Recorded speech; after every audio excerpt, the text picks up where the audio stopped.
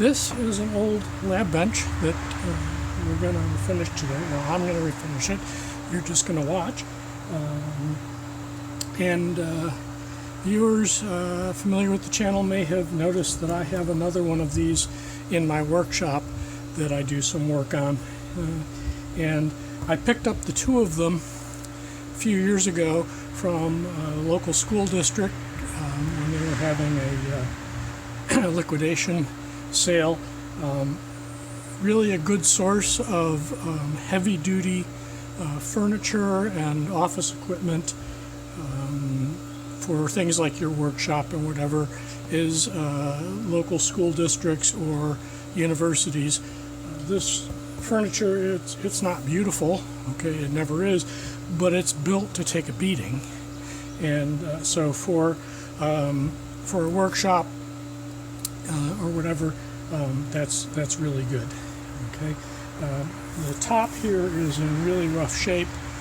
Okay, and so that's where we're going to spend most of our time. It's made out of high-density fiberboard, so it's really hard and heavy and plenty thick to take a little off the top and not worry about it.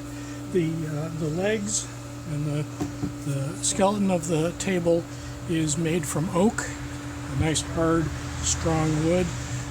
So once we get this sanded and cleaned up and tightened up, it'll be a very, very serviceable work surface. First step is to sand off all the scratches and graffiti and what have you on the top. The legs will probably need a light sanding, but they're in pretty good shape. But the top is pretty beat. Okay, and then once we get that done, we'll paint it up, and it'll be ready to go. I'm going to use an electric sander because sanding this by hand would be a pain. I'm going to start with 40 grit, which is the coarsest grit I have, so that we can take the most off fastest, and then I'll work my way down until it's nice and smooth before we paint it. So I'm going to put this on here, lining up the dust holes. Okay.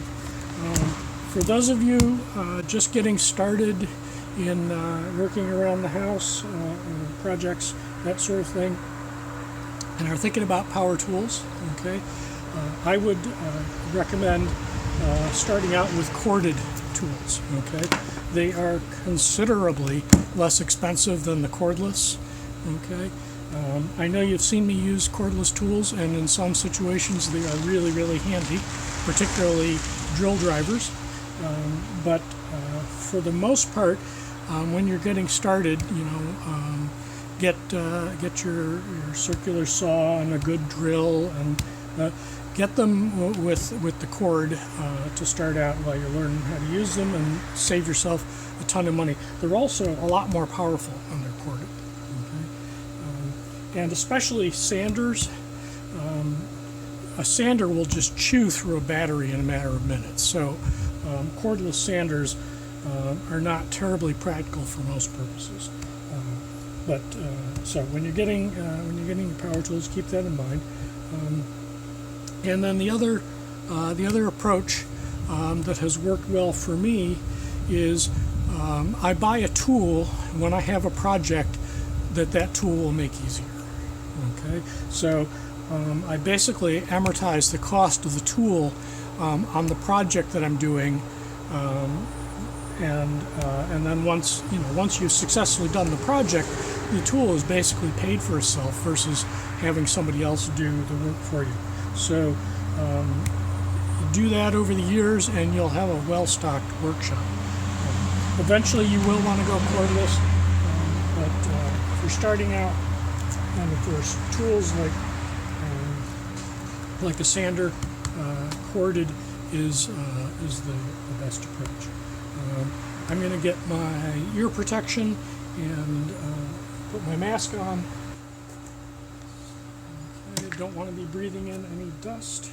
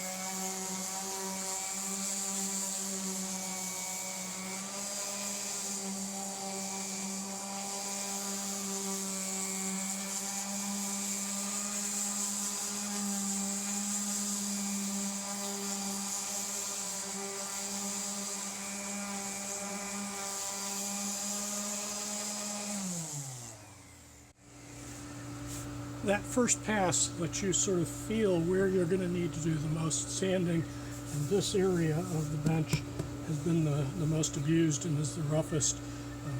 So that's where the most sanding will be, so back to work.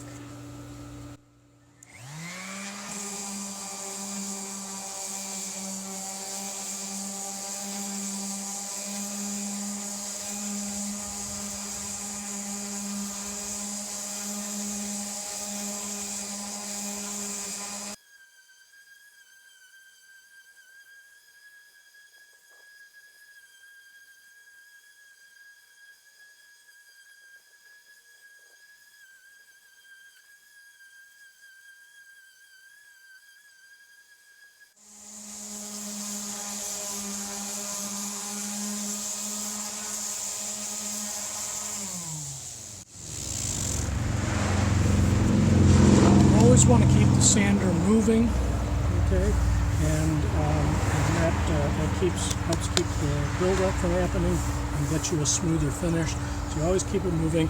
Not a lot of pressure, okay. Let the weight of the machine and the sandpaper do the work. It's slow, it's tedious, but pressing on it will just gum it up all the more and slow you down in the long run. Also gouge out the work more. You've watched me sand enough, even if I've sped this up a bit. So I'm going to turn the cameras off and come back when there's something new to show you.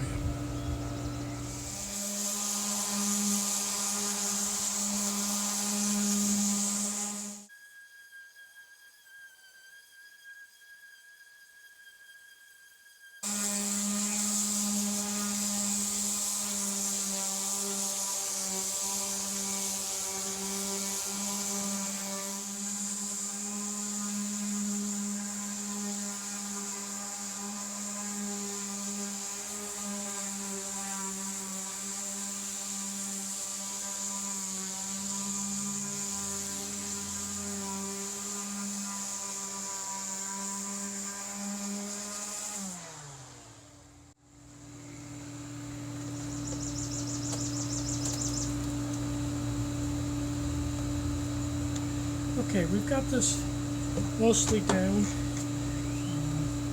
I've been sanding for about 45 minutes. And so we've got most of the gouges from the kids' graffiti smoothed out. You can still see the remnants of some of it. That's mostly staining, because once they scrape the paint off, then it stains, and water can get in and stain it. We do have this one gouge here that's so deep that I don't think I really want to sand all the way down. So I'm going to fill it. Okay. I discovered this stuff last summer, and I've had this since then, so I hope it's still good. And it's a plastic wood filler. But what's really nice about this is it starts out pink, and then when it's dry and ready to sand, it turns this color, the wood color. So it looks to still be pink, so we're in good shape, I think. So it's not going to take much to fill this.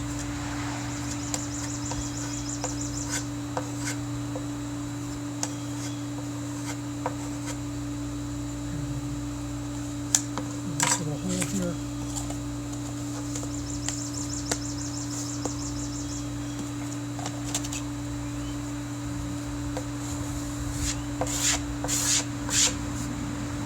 So we got a little pink line there, and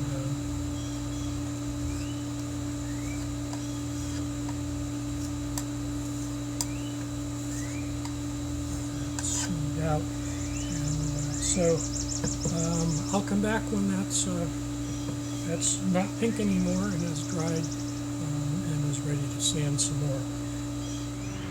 Okay, our wood filler is dry. so time to do some more sanding. I'm going to go to a finer grit. So this was 40.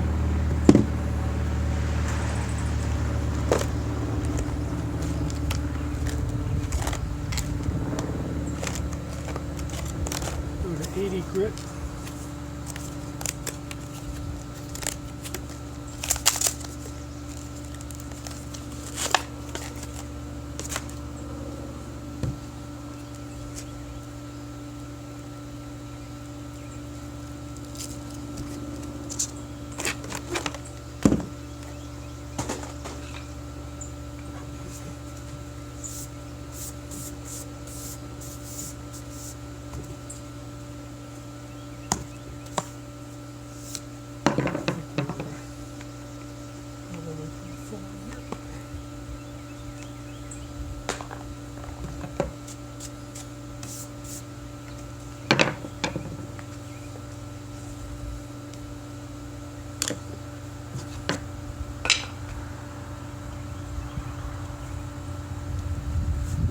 Back to the fun of sanding.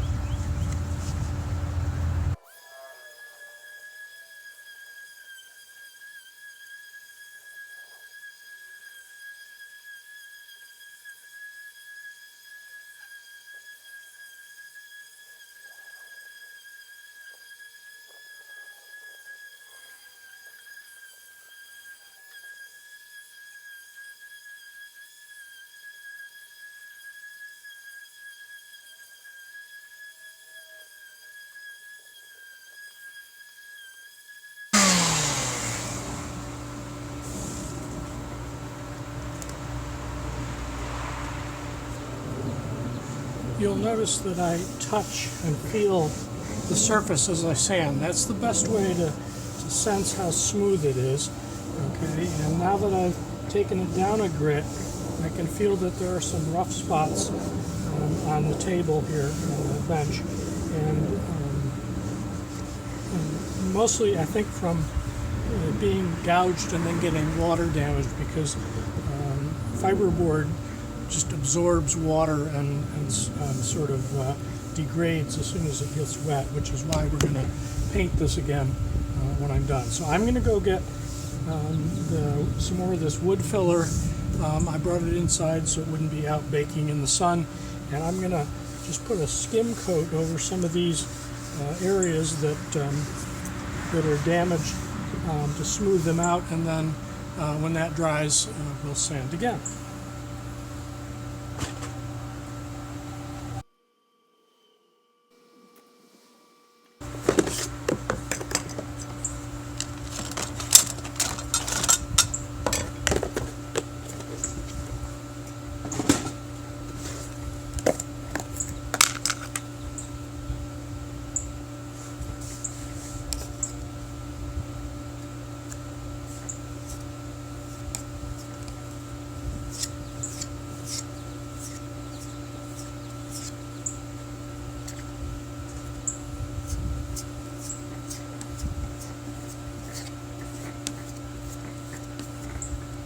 Working this putty down into the divots.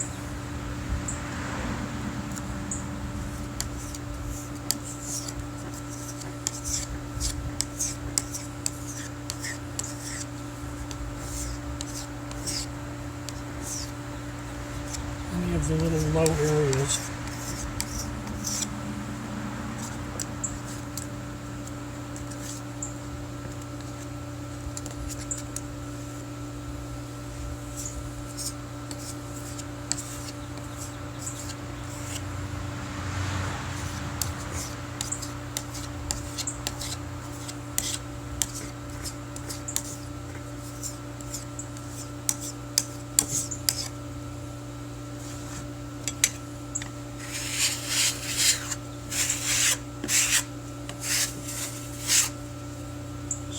Off the excess.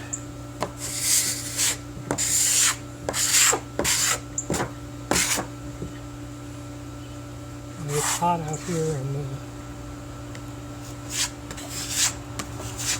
board is absorbent, so it's pulling the moisture out of this and curing it. fairly quickly.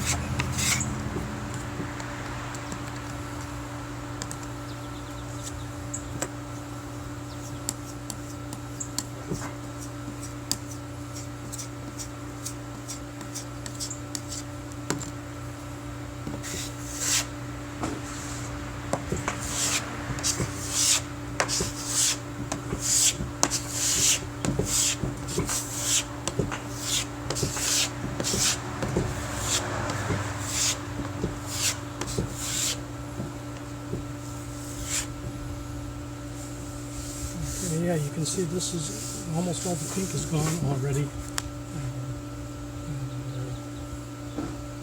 So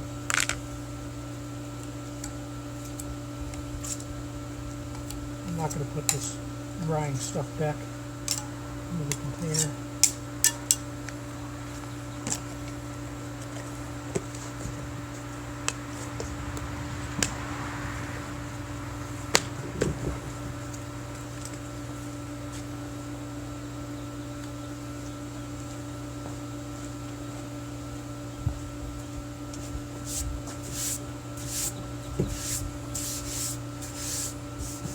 You can see that's almost dry.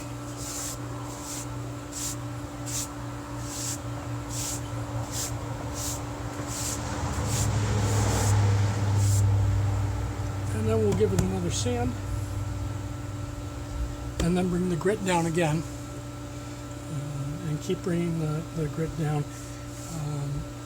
There's a point with this fiberboard where there's you don't want to go any finer, because the texture of the board itself, it won't get any smoother, but then we can put a coat of paint on it and go finer, because the paint will fill in the porous structure of the fiberboard.